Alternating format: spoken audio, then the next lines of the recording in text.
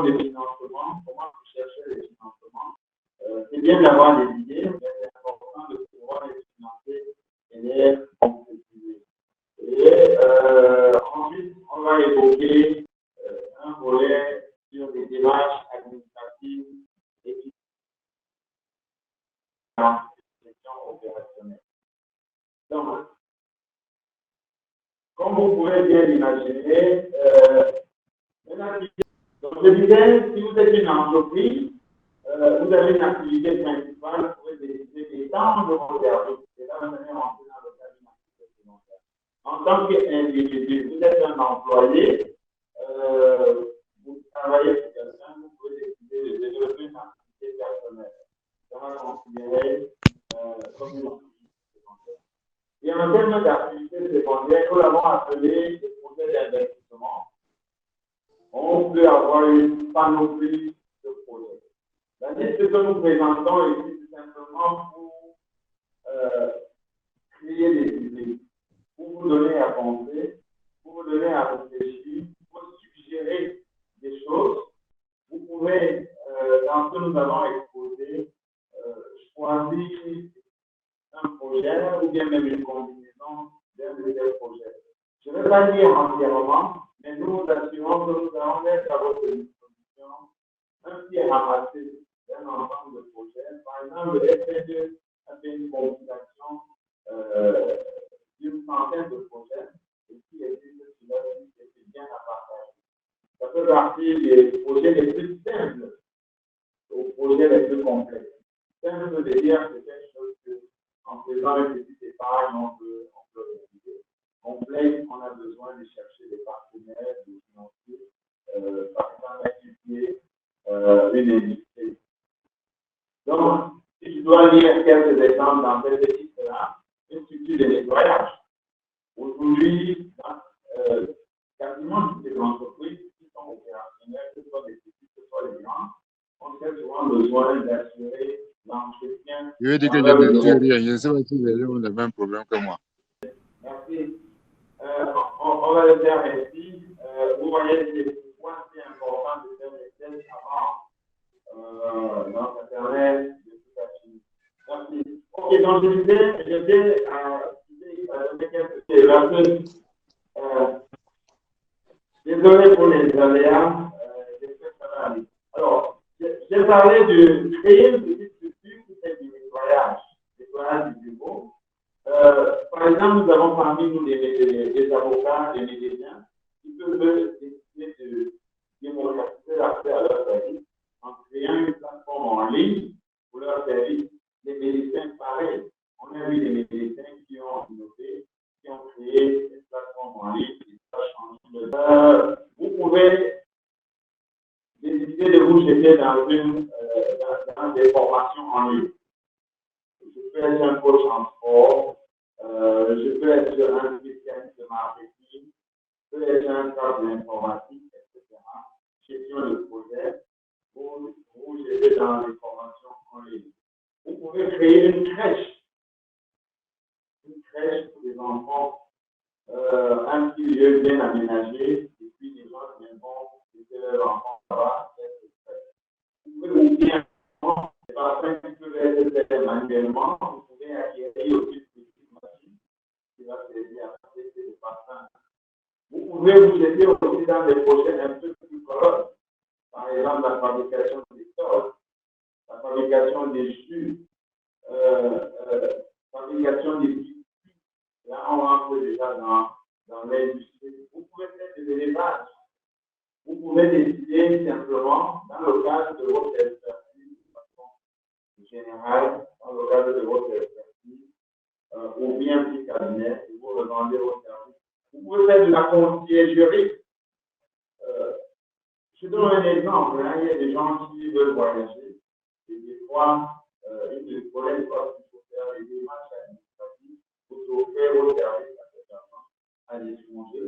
Par exemple, des gens qui veulent avoir des visas camerounais, vous êtes localement installés et pour les assister, pour leur apporter l'assistance en matière de réservation d'hôtels, etc. Vous avoir une panoplie d'exemples et de projets qu'on peut avoir. Vous pouvez pouvez décider d'avoir un moulin écrasé devant chez vous, vous avez un petit moulin.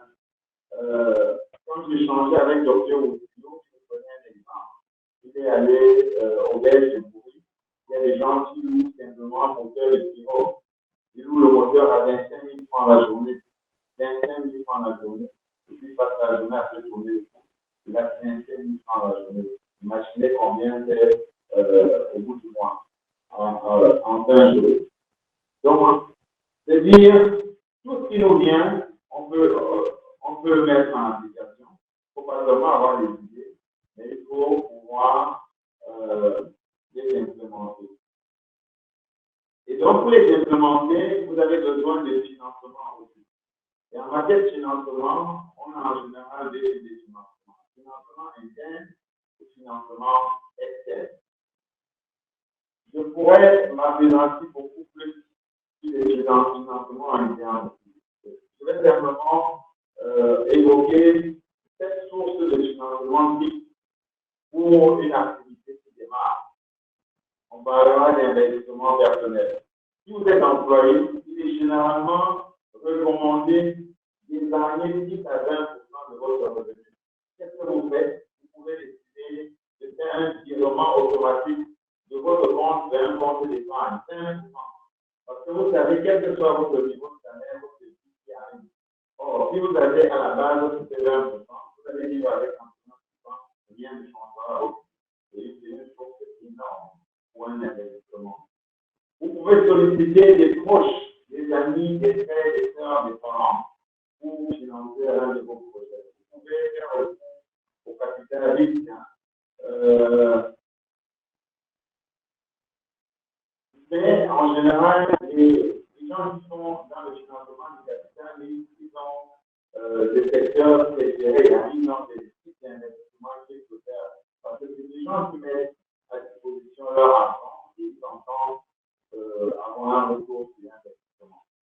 Vous pouvez faire recours à des investisseurs providentiels. Donc, c'est généralement des gens fortunés ou des cadres d'entreprise qui peuvent être recrutés et qui souhaitent faire des investissements dans des PME. Parfois, ils sont à court budget, mais ils ont suffisamment d'argent qu'ils veulent investir. Et donc, vous allez auprès d'eux qui sont accrochés par votre idée de projet. Ils vont vous soutenir. Vous pouvez solliciter des incubateurs d'entreprise. Aujourd'hui, en général, la plupart des incubateurs d'entreprise, ils sont concentrés sur des technologies, de l'information et de la communication et même de la biotechnologie. Vous pouvez aussi solliciter des subventions gouvernementales. Dernièrement, M. Nimi nous parlait d'un exemple de projet de subvention gouvernementale. Mais toujours est-il que quand vous y allez, il y a souvent des tickets à respecter, à remplir. Et le financeur, il va en général. Vous avez besoin d'avoir une description de votre projet, de le vendre, de présenter la valeur ajoutée de votre projet. Et ça peut être en termes d'impact sur une communauté, ça peut être en termes d'innovation, etc. Eh bien, la septième source de financement que je voudrais présenter, c'est les prêts bancaires. Ça, c'est un peu plus avancé. Et dans notre environnement, c'est un peu plus difficile. Mais c'est pas. Il faudrait simplement pouvoir remplir leurs conditions. Et vous savez, les banquiers, ils sont là pour dire le prêt aux gens, donc ils sont sûrs qu'ils vont rembourser. Donc, au minimum. Et pour cela, des fois, vous pouvez avoir recours à réutiliser votre hypothèque en termes de caution, etc., pour qu'on puisse mettre à votre disposition un fonds pour votre financement. Là, j'ai posé rapidement les aspects de financement. Je vais passer la parole à Rachel qui va nous présenter la démarche administrative. Oui, merci à Serge de me passer la parole pour les formalités administratives, la démarche à suivre. Nous avons essayé faire un petit sommaire parce que le temps qui nous est imparti était suffisamment limité. Quand on pense à un projet, au lancement d'un projet, qu'est-ce qu'il faut le faire? Il faut formaliser l'idée même du projet. Ensuite, il faut faire une étude du marché, faire son business plan et enfin, les démarches administratives et le financement. Qu'est-ce que j'entends par formaliser l'idée? Faire une étude du marché permet d'identifier le produit et la concurrence sur le marché. Faire son business plan vous permet d'évaluer votre clientèle, d'évaluer le futur chiffre d'affaires et d'évaluer la future part de votre marché capté.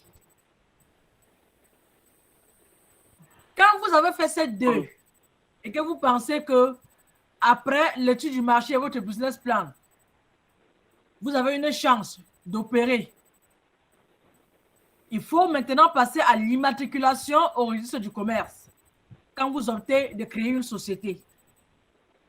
Créer une société aujourd'hui au Cameroun, pour une SAR de 100 000 francs, on peut créer une société. Donc, généralement, j'encourage les gens à prendre la voie sociétale parce que rester dans l'informel, sous forme d'établissement ou en son nom propre, généralement, les banques ne font pas trop confiance aux établissements. Donc, au moins, sous une forme de société, il est plus facile d'obtenir un prêt bancaire. Donc, se faire immatriculer donc, au registre de commerce et ensuite obtenir un NIU, ce qu'on appelle vulgairement une carte de contribuable, un numéro identifiant unique auprès du centre de formalité des entreprises. Dans chaque grande ville, il en existe. Une fois que vous avez donc obtenu votre registre de commerce et votre NIU,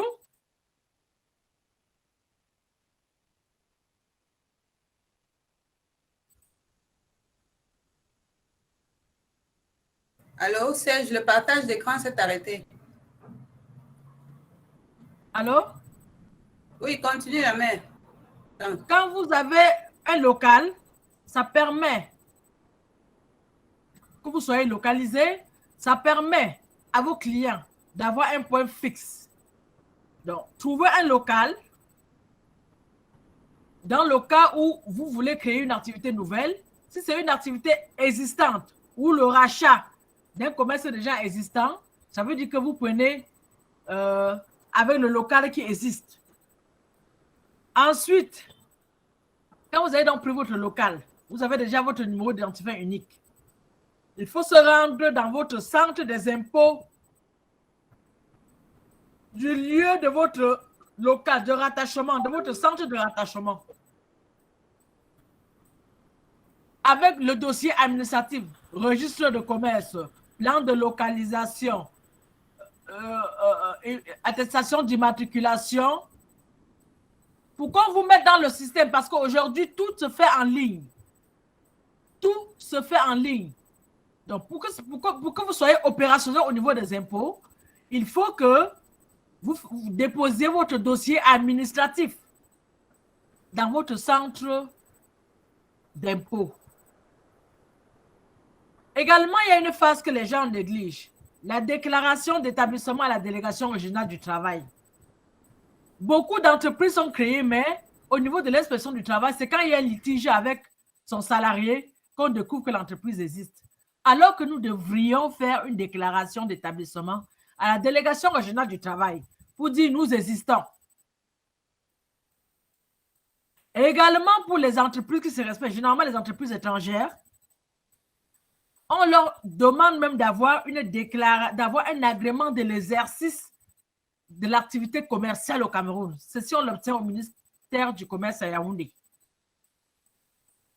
Entre autres formalités, immatriculation à la CNPS. Combien de personnes pensent à immatriculer leurs employés, à immatriculer la société? Une autre phase très importante. Faire immatriculer son entreprise à la CNPS et également les employés que vous utilisez. Et pour ceux qui ont une grande ambition, ne pas oublier d'avoir sa licence d'importation parce que on peut passer du petit détaillant au gros importateur. On peut trouver une opportunité d'importer mieux à l'étranger. Donc, toujours avoir sa licence d'importation qui s'obtient dans toutes les délégations régionales du commerce.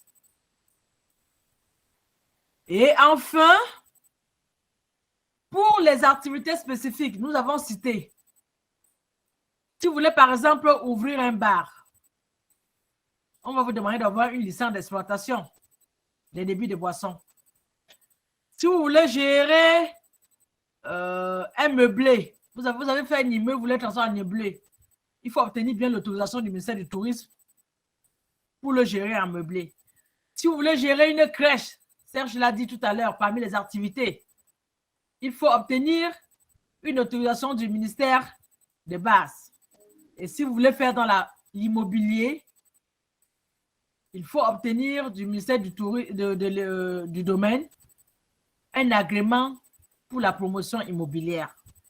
Donc voilà, grosso modo résumé, les différentes étapes de la mise en place ou du formalisme lorsqu'on veut se lancer dans une affaire, que ce soit en établissement ou sous une petite forme de SAR, que j'ai appelé Société limitée. Donc, voilà détaillé en quelques minutes les étapes à suivre pour être en règle. J'ai bien dit, faire l'étude du marché, faire un business plan, se faire immatriculer au registre de commerce, choisir son local, déposer son dossier aux impôts, à la délégation régionale du travail, se faire immatriculer à la CNPS et, si possible, avoir sa licence d'importation. Et enfin, ne pas exercer sans avoir les autorisations spécifiques en fonction de votre secteur d'activité choisi. J'en ai terminé, Serge. À toi la parole. Bravo, merci Rachel. Nous allons immédiatement passer la parole à Edith pour les aspects opérationnels.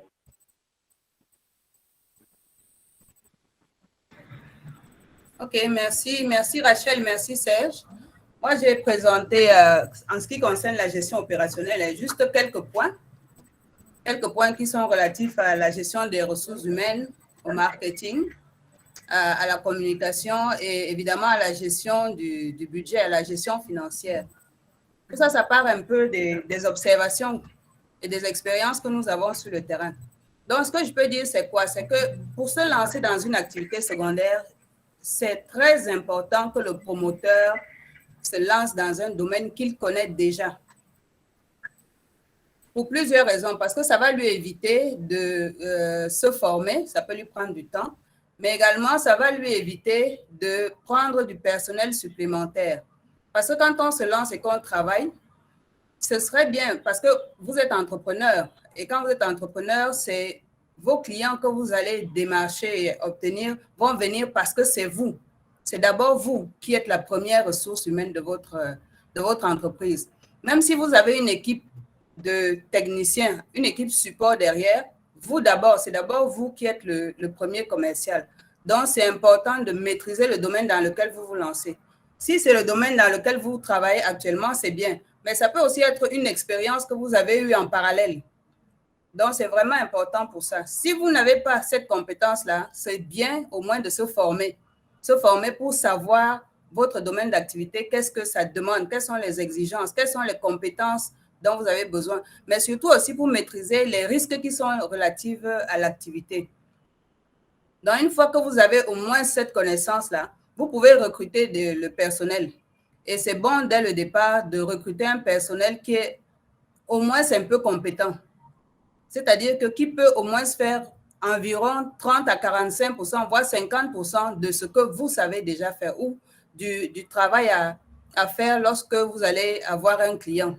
Pourquoi? Parce que généralement, quand on se lance, la ressource qualifiée dans les domaines est très rare. Et c'est très difficile pour ceux qui ont des entreprises d'avoir le personnel que lorsque vous recrutez, même lorsque les gens vous disent qu'ils ont de l'expérience, vous êtes obligé de les former encore. Vous comprenez pourquoi c'est important que le promoteur ait une connaissance du domaine dans lequel il se lance. Ensuite, ça c'est le premier point. le second point, c'est que vous, même si vous êtes employé, il faut déjà se dire les vérités. Vous devez trouver le temps de démarcher vos clients. Ça veut dire que quoi? Ce n'est pas parce que vous êtes assis dans un bureau ou vous faites autre chose à longueur de journée que vous n'allez pas faire le commercial. Je vous ai dit au départ que l'entreprise, c'est d'abord le promoteur lui-même. Le premier commercial, c'est le promoteur. Ça veut dire que si vous êtes employé quelque part, vous devez savoir que vous allez devoir faire le travail de commercial. Si vous recrutez un commercial pour le faire, il ne le fera pas comme vous. Il ne le fera pas comme vous. Et parce qu'il y a le temps pour qu'il s'adapte, le temps qu'il comprenne le marché, qu'il comprenne même l'activité, tout ça là, ça va prendre du temps. C'est pour ça que le promoteur doit déjà savoir que lui-même, il doit démarcher, il doit prospecter. Et pour prospecter, ce qu'on peut faire, c'est quoi? C'est que vous avez un emploi de temps. Dans la journée, vous vous donnez des heures, 2 heures par jour pour faire le travail de prospection. La prospection, ça peut être que vous allez parler de votre activité à vos connaissances. Ça peut être que vous appelez des clients potentiels. Ça peut être que vous allez même dans les entreprises pour demander quels sont leurs besoins. Si vous avez ouvert un restaurant dans une zone, par exemple, la prospection, ce sera de voir dans cette zone peut-être quelles sont les entreprises avec lesquelles vous pouvez travailler, peut-être livrer des repas. Donc, il y a plusieurs formes. Mais ce qu'il faut retenir, c'est que vous devez avoir une planification qui mette en place, qui tienne compte de vos objectifs de prospection. C'est bon jusque-là? Hein? OK. Maintenant, quand on parle de la prospection, c'est bon? On te suit bien. OK. Non, reviens sur le slide, s'il te plaît. Voilà. Généralement, lorsqu'on se lance dans une nouvelle activité et qu'on travaille quelque part, démarrer la prospection est, entre guillemets, difficile. Difficile parce que parfois, on ne sait pas comment on va s'y prendre. Lorsqu'on parle de prospection, généralement, le meilleur moyen et le plus facile, c'est de commencer par ce qu'on appelle son marché chaud. Le marché chaud, c'est toutes les personnes que vous connaissez. Ça peut être les parents, ça peut être des amis, ça peut être des collègues, ça peut être, en tout cas, c'est toutes les personnes avec qui vous avez déjà été en contact au moins une fois et qui peuvent soit vous recommander, soit acheter votre produit ou votre service. Donc, quand vous commencez par cela, étant donné que vous maîtrisez votre business, c'est plus facile de discuter avec quelqu'un que vous connaissez que d'aller commencer à discuter directement avec des inconnus. Quand vous allez commencer à prospecter les inconnus, c'est ça qu'on appelle le marché froid. Là, c'est un peu plus difficile et c'est un peu plus long. Alors que les gens qui vous connaissent, parfois dans le même domaine professionnel où vous êtes, vous avez plus d'acquaintance avec ces personnes-là. Donc ça, c'est un autre point. Maintenant, quand on parle de prospection, il faut bien savoir, vous ne pouvez pas aller prospecter si vous ne vous êtes pas préparé. Dans la prospection, que ce soit pour vous ou pour votre personnel, vous devez quand même, si vous avez des produits ou si vous avez une liste de services que vous offrez, vous devez pouvoir définir ça. Rachel a parlé tout à l'heure de l'étude de marché qui confirme le besoin, qui vous permet de définir le produit ou le service que vous allez donner et les clients qui vont en avoir besoin. Donc, dès le départ, vous devez savoir déjà ce que vous offrez et vous devez pouvoir dire aux gens ce que ça coûte. Soit avoir une grille de prix en vous appuyant sur le prix du marché ou sur un prix que vous avez fixé vous-même, mais aussi avoir une carte de visite avec le nom de votre entreprise, avec votre contact. Parce que ça, ce sont des éléments qui montrent que vous êtes en train de faire le réel travail professionnel que vous vendez à vos clients. Et bien sûr, aujourd'hui, on ne peut plus rien faire sans la communication. Je ne veux pas occulter la question de la communication parce que la communication est aussi importante que la démarche commerciale elle-même. Les éléments déjà, les supports de prospection sont des éléments de communication, c'est vrai, mais il peut arriver, selon l'activité, que vous ayez besoin de faire un peu plus de communication. Aujourd'hui, on parle beaucoup de faire la communication sur les réseaux sociaux parce que tout le monde utilise WhatsApp, Facebook, LinkedIn et autres. Mais je voudrais quand même émettre une réserve, c'est que ce n'est pas tous les produits ni tous les services qui marchent, qu'on vend facilement via les réseaux sociaux. Les réseaux sociaux, généralement, c'est les communications de masse. Télécommunications de masse, c'est-à-dire que vous avez tout le monde, monsieur tout le monde là-bas. Quand vous allez faire la communication là-bas, il y a encore un travail de ciblage que vous devez faire. C'est-à-dire définir la population cible que vous devez toucher là-bas.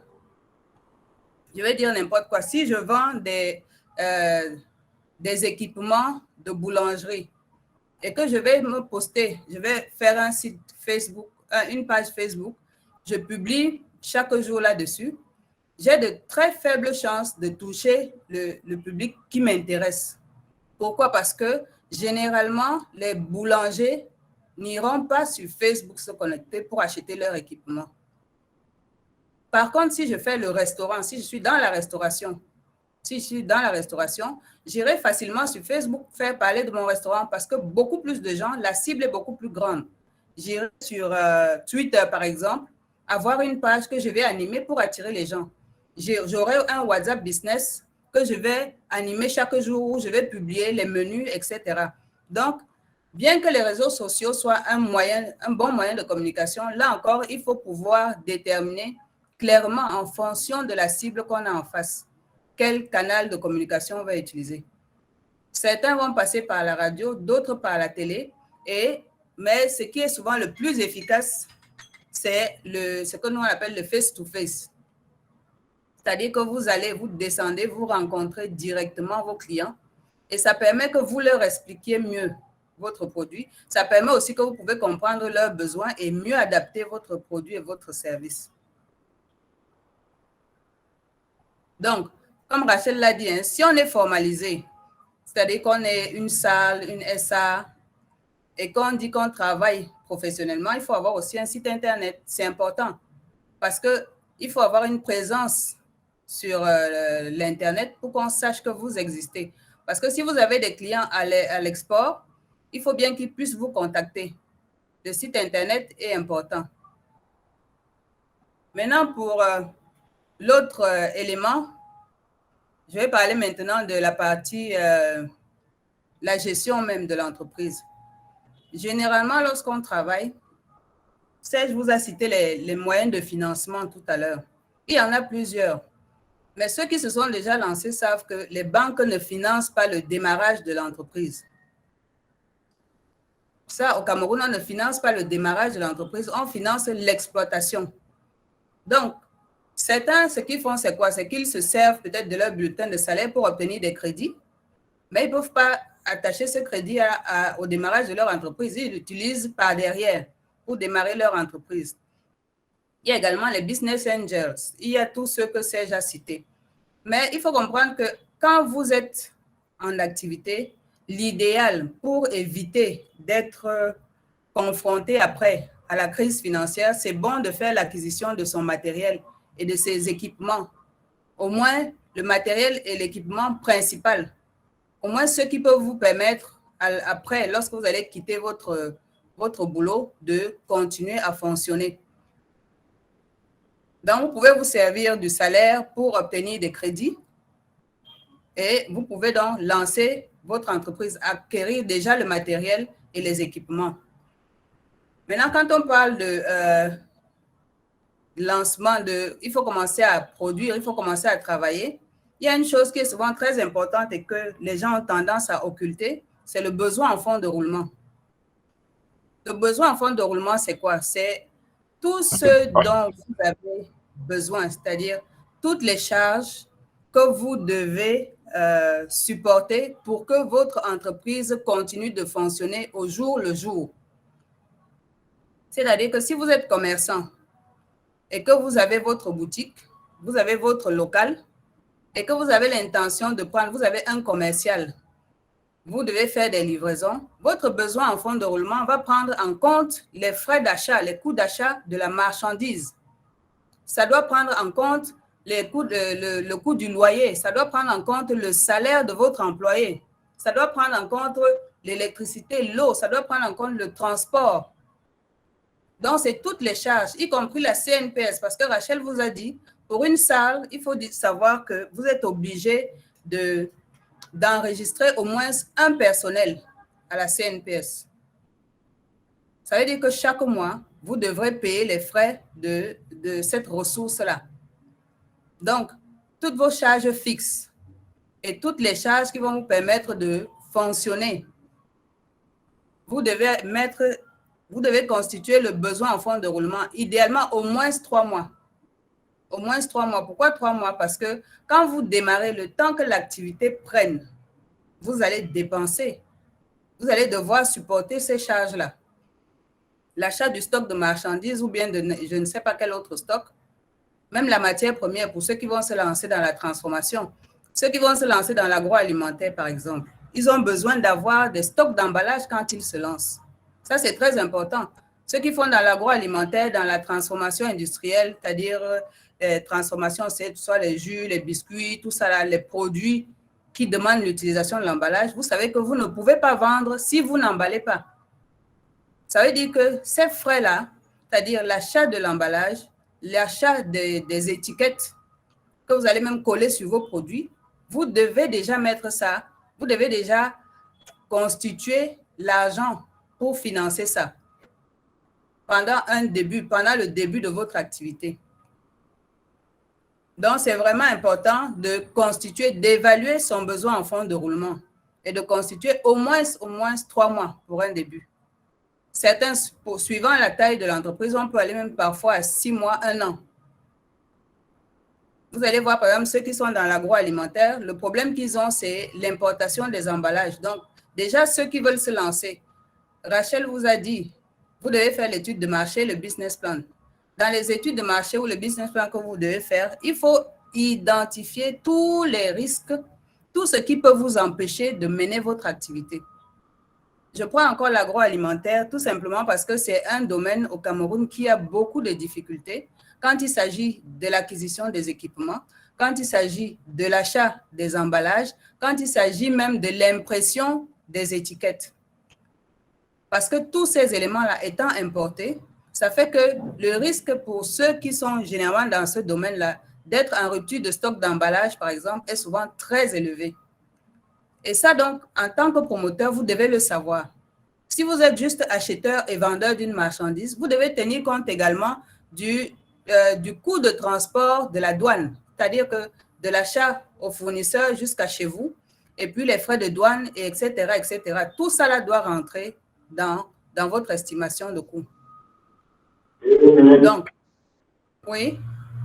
Et donc, maintenant, quand vous avez fait ça, bien sûr, il faut pouvoir établir un budget, budget prévisionnel. Quand je dis prévisionnel, c'est des prévisions, mais il vous faut quand même ça pour qu'au fur et à mesure que vous avancez, vous puissiez évaluer.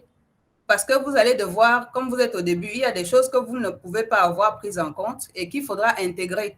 Et il y a d'autres peut-être que vous avez sous-estimé ou surestimé, et c'est dans le budget prévisionnel que vous le faites. L'avant-dernier point, eh bien, ce sera au niveau de la comptabilité. En tant qu'entreprise enregistrée, vous devez tenir une comptabilité, que ce soit vous-même ou bien avec l'aide de quelqu'un. Le premier élément qu'on demande généralement, c'est de tenir au moins le journal. Parce qu'on vous a dit, vous pouvez demander des subventions, vous pouvez travailler avec, il peut y avoir des business angels qui vous financent. Mais pour eux, ils veulent parfois, lorsqu'ils entrent dans votre business, ils vont vérifier votre comptabilité. Si vous n'avez pas commencé dès le début à tenir une comptabilité au moins minimale, c'est-à-dire avoir un journal qui traite les entrées, les sorties, ou si vous n'avez pas enregistré vos factures, ce sera difficile pour vous à la fin de pouvoir respecter vos exigences fiscales. Parce qu'à la fin de l'année, on va vous demander de produire des documents d'impôt, de produire des documents de la DSF, par exemple. Donc, c'est important de commencer dès le début à tenir une comptabilité. Si vous ne pouvez pas le faire, vous pouvez vous faire accompagner. Il y a des gens qui font l'accompagnement fiscal, même dans notre groupe Cucheux. Il y en a qui le font. Vous pouvez vous faire accompagner par ceux-là, ou alors vous pouvez vous faire accompagner également par les CGA. Donc, voilà un peu, je crois, de manière brossée, quelques éléments de la gestion opérationnelle. Bien sûr, ce n'est pas tout. Il y a encore plein d'autres éléments qui sont généralement fonction de l'activité, fonction de la taille de l'activité, fonction du secteur d'activité.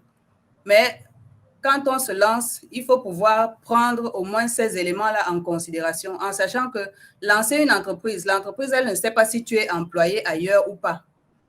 Tu es chef d'entreprise, employé ailleurs ou pas, tu vas devoir remplir le rôle de chef d'entreprise comme si tu ne faisais que ça en permanence. Sinon, ce sera difficile pour toi de faire vivre ton entreprise. Donc, j'espère que je n'ai pas été trop longue. Et voilà en quelques points des éléments de la gestion opérationnelle, la gestion quotidienne que je pouvais partager avec vous. Le reste, peut-être dans les questions et réponses, on va pouvoir répondre, échanger. En inscrivant quelque part, ça permet même d'affiner convenablement sa pensée. On a dit qu'il faut être prévoyant, il faut anticiper. Anticiper dans la constitution de son capital, faire des épargnes, épargner 20% de son salaire, faire des tontines, et ça constituera ainsi une source énorme de financement de l'activité. Il faudrait se jeter, il ne faut pas rester dans le monde des idées et ne pas forcément penser gros. On a une petite idée, on commence. Je peux décider de revendre les pneus de véhicules. Je peux décider de vendre des produits de beauté. Je peux décider de faire du savon artisanal, savon de toilette, etc., des produits cosmétiques. Je commence tout doucement. Je peux décider de faire des frites, des chips de plantain. Je commence, j'ai une petite base de clientèle. Ensuite, je pense à embellir l'emballage. Et après, j'étends mon circuit d'écoulement. Et finalement, je peux mettre sur pied toute une grosse structure et recruter éventuellement du personnel pour faire avancer mon activité. Rachel a dit l'aspect fiscal est fondamental. L'aspect fiscal est fondamental. Donc, n'essayons pas, si pendant que nous lançons une activité, il faudrait l'intégrer dès le début, les aspects fiscaux. Une fois qu'on s'y est jeté, il y a le côté opérationnel. Edith a parlé suffisamment, mais il y a un point qui a particulièrement attiré mon attention, c'est le volet marketing et commercial. On peut avoir une idée, si personne n'est au courant de ce qu'on fait, ce ne sera que pour nous. Donc, il faudrait pouvoir sortir, aller à la quête de nos clients, aller à la quête des clients, aller convaincre des gens, aller présenter ce qu'on fait. Et puis, c'est comme ça que l'entreprise va démarrer. Alors, la parole est à qui veut bien la prendre, hein, échange d'expérience. Je vois Hermine, j'ai souvent mangé des chips. Des Hermine, elle pourrait partager un peu sa petite expérience aussi. Ok, bonsoir à tous. Bonsoir à tous. Vraiment, je vais, en ce qui concerne les chips, la production de chips, je pense que jusqu'ici, je suis encore à l'état embryonnaire. Mais je réfléchis quand même de comment est-ce que je peux étendre. C'est vrai que c'est difficile.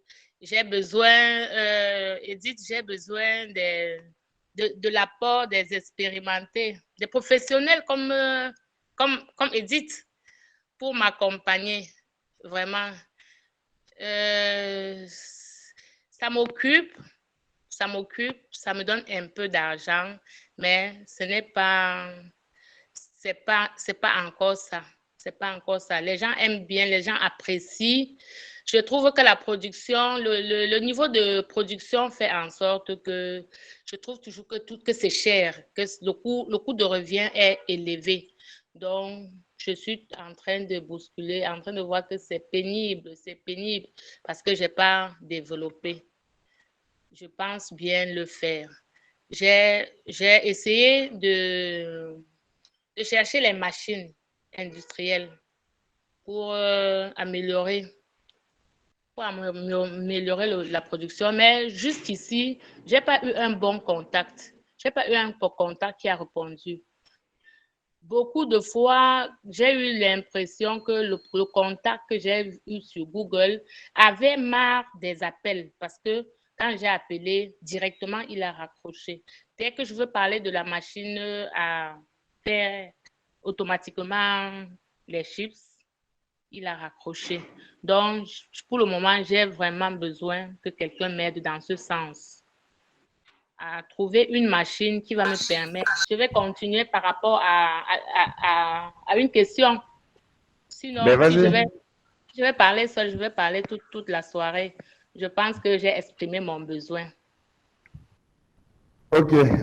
Merci beaucoup, Hermine. Je crois que c'est un vrai cas d'école. Comme on l'a dit, on commence tout petit et ensuite on peut penser à explorer les opportunités de développement. Edith, je ne sais pas si tu as quelque chose à partager pour Hermine. Oui, bon, pour ma grande sœur, là, je vais déjà dire que, faire les chips, c'est vrai que souvent, son coût de revient peut encore être élevé parce que c'est la quantité qu'elle vend qui est encore faible. Pour un début, c'est souvent ça. Et avant même de faire l'acquisition d'une machine, je ne sais pas combien la machine va te coûter. Il faudra savoir, est-ce que quand tu vas faire l'acquisition de la machine, est-ce qu'elle te permettra, cette machine-là, de pouvoir produire et vendre suffisamment? Parce que le tout, ce n'est pas seulement de produire beaucoup. Il faut déjà augmenter ta base de clients.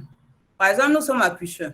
Très souvent, on a des cérémonies qui peuvent demander qu'on ait des chips. Déjà que tout le monde soit informé que Hermine fait les chips, ça c'est une bonne chose. Ça fait déjà que tu as un marché chaud qui est assez grand. Maintenant, il y a d'autres possibilités avec les chips. Les gens qui font généralement les chips et qui font dans des emballages très modernes font face aux problèmes d'emballage qu'on rencontre actuellement. C'est-à-dire que l'étiquette, l'emballage lui-même, qu'il soit soft ou moderne, ça augmente le coût de production des chips que vous faites. Il y a beaucoup de gens qui font leurs chips et qui emballent dans le sachet transparent comme on fait habituellement et qui placent ça dans les différents points de vente de la ville. Par exemple, il y en a qui placent dans des boutiques. Ça fait que là où il y a un taux, il y a beaucoup de gens qui passent et qui peuvent acheter, ça fait que tu vends beaucoup plus. Donc, il faut regarder de ce côté-là aussi. Pour l'acquisition des machines, malheureusement, ce n'est pas une chose qui est facile. Parce que quand tu vas sur Google, il y a parfois des gens qui ne te répondent pas, ou alors tu peux même courir le risque d'acheter une machine qui ne correspond pas à notre environnement. Donc, pour ça, moi, je pense que pour elle, il faut d'abord voir si, et en tant que personne qui démarre, je veux dire quoi? Est-ce que c'est optimal maintenant d'acheter une machine ou est-ce qu'il faut d'abord développer son réseau de clients et les fidéliser?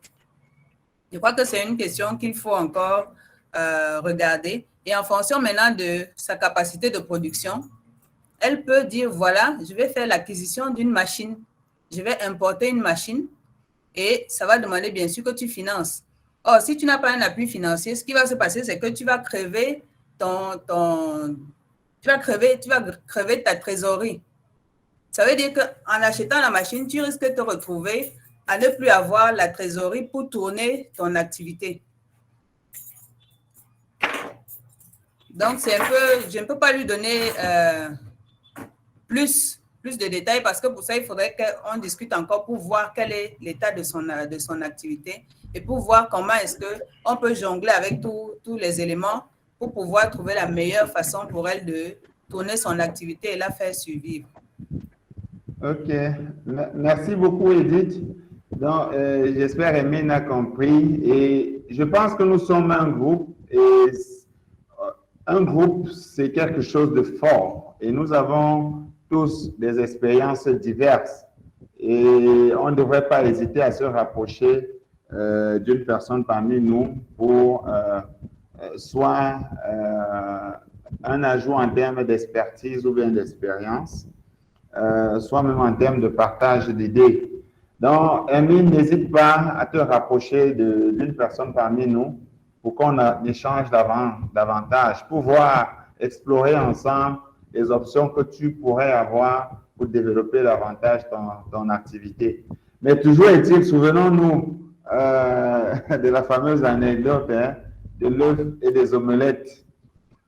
Donc, si on veut faire des omelettes, il faut bien casser les œufs. Donc, si on veut faire grandir son activité, il faut bien à un moment donné évaluer ce qu'il faut en termes d'investissement. On regarde l'investissement très souvent uniquement sous l'angle financier, mais ce n'est pas que financier, c'est même humain, c'est même technologique, etc.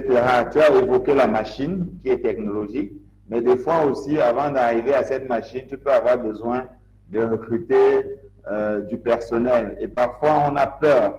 On dit, je vais recruter du personnel, ça va me coûter tant et je ne vais pas m'en sortir. Mais pourtant, il faut recruter ce personnel-là pour atteindre un volume consistant de production. Merci beaucoup, Hermine. Alors, je ne sais pas s'il y a quelqu'un d'autre qui voudrait partager une expérience ou bien il y a une question. Papa Bernard qui a levé la main. Oui, Bernard. Oui, merci Serge, merci pour la conférence, merci pour toute l'organisation. Je voudrais intervenir, pas surtout pour poser des questions, mais je voudrais me questionner sur le choix de l'investissement. Et je prends un exemple parce que à Cuche, quand je regarde le statut des âges, le statut démographique, presque peut-être 40%, si je ne compte pas les dames, je prends seulement le cas des hommes, à 50%, ce sont les gens un peu âgés, c'est-à-dire qui ont déjà atteint autour de 50 ans, 50, 60 ans. Et je voudrais me questionner donc sur le choix de l'investissement qui est peut-être l'activité secondaire, comme dit le thème. Déjà pour dire que sur le plan de la santé, parce qu'il faut tenir compte de ça, il est vrai en Afrique, on dit que c'est pendant le repos que le noir travaille plus. Mais alors, il faut éviter le stress. Le choix de l'investissement devrait plutôt être un choix qui allège notre niveau d'occupation. Si j'ai passé 30 ans à être occupé pendant 70% de mon temps, il faudrait que pendant ce repos, parce que je prends les gens qui ont peut-être plus de 60 ans, il faudrait mener une activité qui soit moins stressante. Parce que l'expérience a montré qu'au-delà de 60 ans, la vitesse de stress est plus élevée qu'au cours de 30 ans quand on a encore la force. Donc, en principe, il faut se préserver une force pour éviter un peu le stress. La deuxième préoccupation, c'était comment faire pour avoir le fonds de roulement. Comme a dit dans le projet, qu'il faudrait réserver une partie de son salaire pour faire le fonds de roulement pour pouvoir démarrer l'activité. Parce que nous savons tous qu'avoir un crédit bancaire, c'est ce qui est encore de plus difficile. Et alors, compte tenu de nos niveaux de salaire qu'on a au Cameroun, faire et ne pas jusqu'à démarrer une activité serait très difficile. Et alors à ça, j'aurais plutôt voulu qu'on encourage l'association. C'est-à-dire que plus de personnes se mettent ensemble pour pouvoir créer quelque chose. Il est vrai, vous allez me parler de la forme juridique que l'exposant a dit qu'il faudrait éviter les entreprises individuelles, prendre plutôt les SA et SA. Mais on sait aussi que la structure des SAR au Cameroun, si vous regardez justement ce qui se passe, c'est une seule personne qui part chercher ses frères, qui part chercher ses petits-fils, bref, pour faire monter l'aspect administratif de l'entreprise. Généralement, c'est une seule personne qui a peut-être ses frères. Mais je voudrais donc, à notre niveau, on devait donc surpasser cela et avoir effectivement les associés réels. Parce que dit qu'on va épargner sur le salaire, déjà un fonctionnaire qui épargne un salaire, le mois il finit négatif. Je ne sais même pas comment il va faire pour qu'au moment où il va créer une activité secondaire avec l'épargne de son salaire, sinon il aurait volé. Bon, maintenant, ce que je voudrais dire, j'ai déjà parlé des salaires qui ne donnent rien. Il faut faire la forme juridique, mais la forme juridique réelle. Et pour éviter le stress, comme on a dit, vraiment à notre niveau, on doit se faire accompagner par des techniciens. Il faut créer une entreprise, une activité secondaire, mais cherchons à nous faire accompagner par les techniciens et rester au-dessus comme créateur, chef d'entreprise et encadrer les jeunes pour qu'ils travaillent effectivement. Merci, voilà une observation que je voulais apporter. Merci beaucoup Bernard, merci beaucoup pour cette intervention. Ça nous permet de repositionner un peu par rapport à ceux qui sont quasiment à la retraite ou alors déjà à la retraite. Ok, merci. Donc je disais merci Bernard pour ton intervention. Ceux qui ont été à la conférence de Dr Odilo, il a beaucoup parlé, mis en avant le fait qu'il est un retraité. Et on avait à l'évidence qu'il était un retraité épanoui.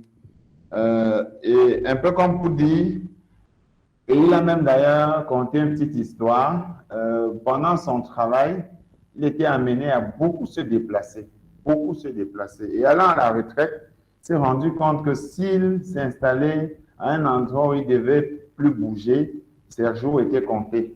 Il a choisi, plutôt que d'habiter sa maison à Douala, il est allé chercher un local à Limbé. Et tous les matins, il prend la route de Limbé pour Douala. Donc, histoire un peu de vivre de façon allégée ce qu'il faisait pendant sa période d'activité professionnelle. Donc, on peut dire que dans une activité secondaire ou bien une activité en retraite, il est important déjà d'éprouver du plaisir à le faire. Oui, je conviens avec toi, il ne faudrait pas que ce soit stressant outre mesure. Il faut surtout éprouver du plaisir à le faire. Il faut pouvoir trouver du temps de relaxation. Et comme tu as dit, éventuellement, il faudrait pouvoir associer des ressources qui puissent t'apporter soit l'expertise, soit l'énergie requise pour mener à bien l'activité. En termes de financement, c'est clair que si on est, en départ pour la retraite, on ne peut plus compter sur son salaire. Mais je peux dire, pour ceux qui sont encore des salariés, ça je peux le dire, je suis un exemple, garder, épargner 10 à 20% de son salaire et couper ça à la source est une force énorme.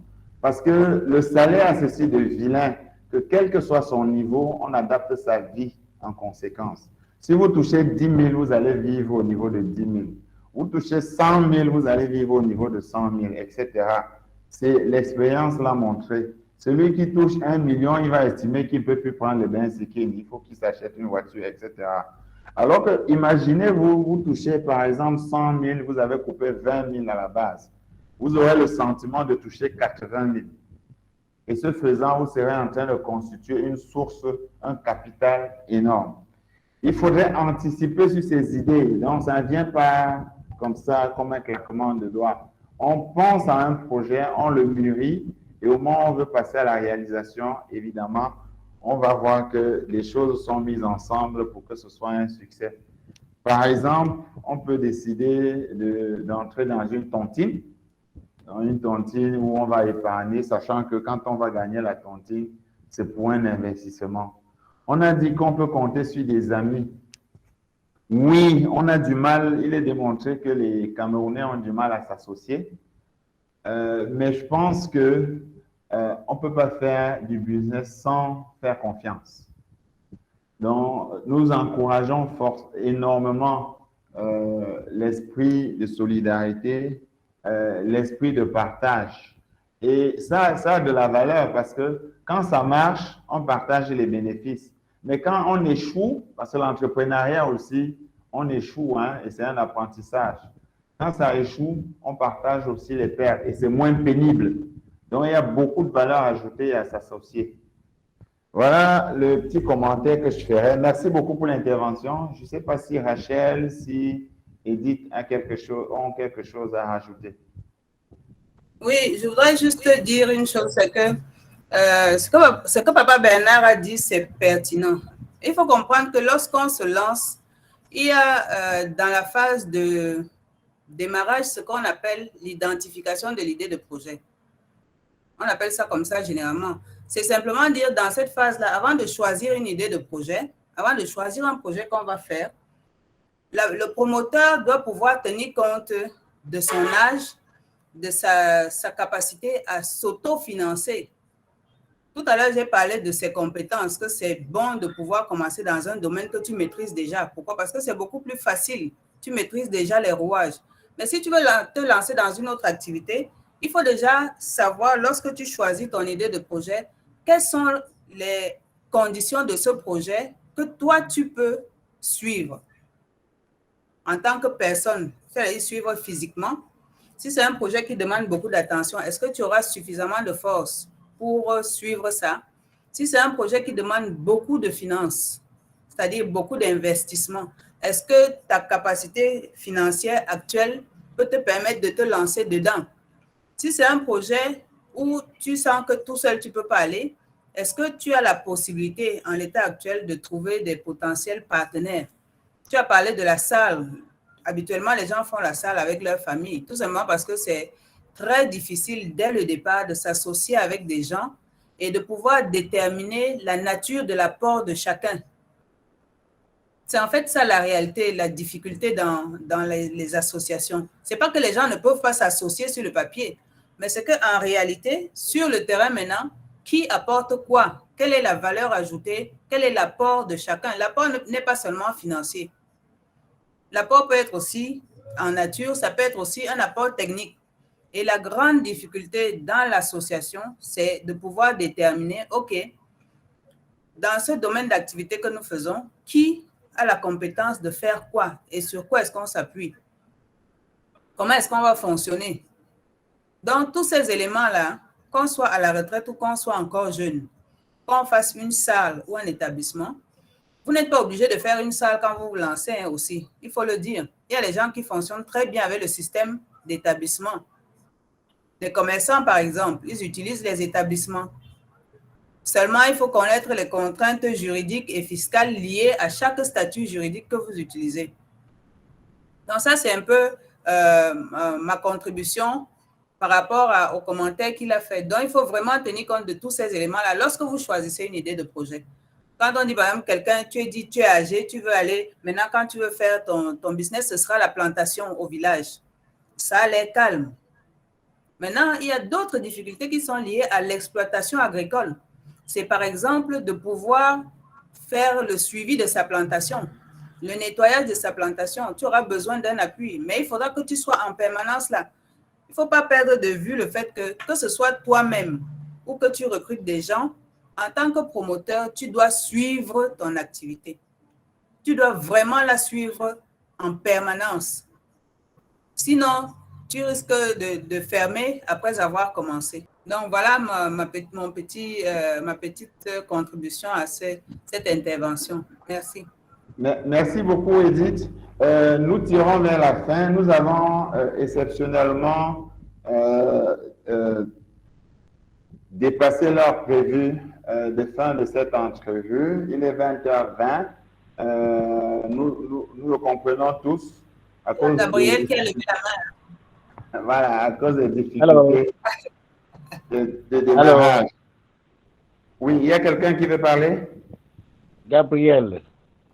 Oui, Gabriel, vas-y. Oui, le thème est vraiment très intéressant.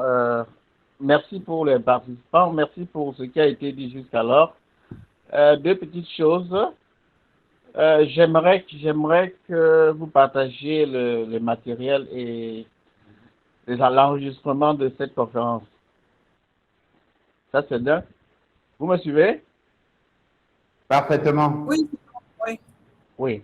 Donc, j'aimerais écouter J'aimerais lire le matériel et j'aimerais écouter l'audio de cette conférence que je trouve très intéressante. OK, merci Gabriel. Ce sera fait. On mettra à disposition de nous tous l'enregistrement de nos échanges et on va aussi partager le support de notre présentation.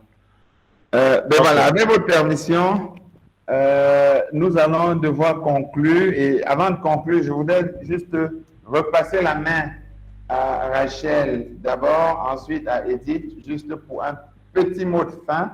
Oh oui, juste dire merci à tous les participants qui ont bien pris de leur temps pour nous écouter ce soir.